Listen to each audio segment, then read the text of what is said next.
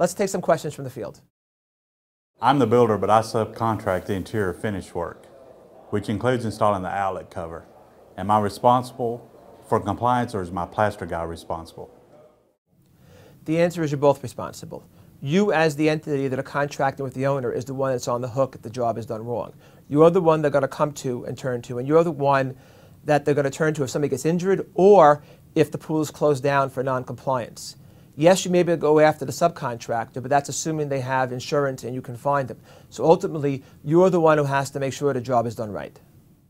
I'm renovating a commercial pool and have informed the owner that their existing single unblockable drain, even with the new cover, does not have a compliant sump, but the owner won't pay for the modifications to the sump. What should I do?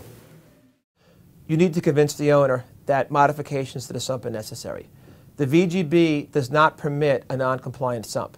The distance between the cover and the sump is part of the device or system that's required in all public pools.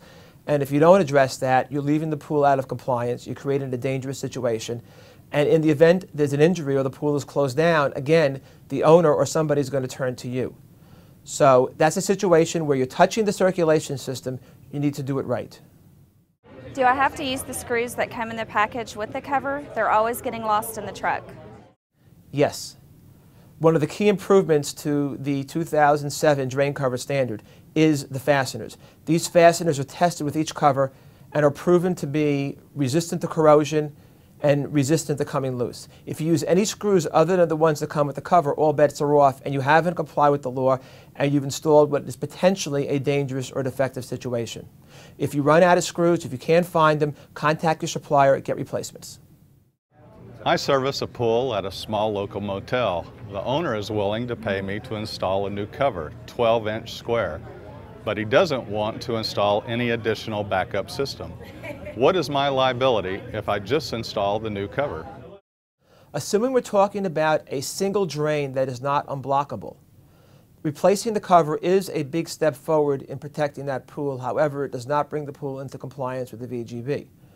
Should there be an injury at some point because an additional device is not installed amongst the options, i.e. SVRS, vent line, shut-off switch, gravity drainage, you will end up being responsible for having left the job incomplete.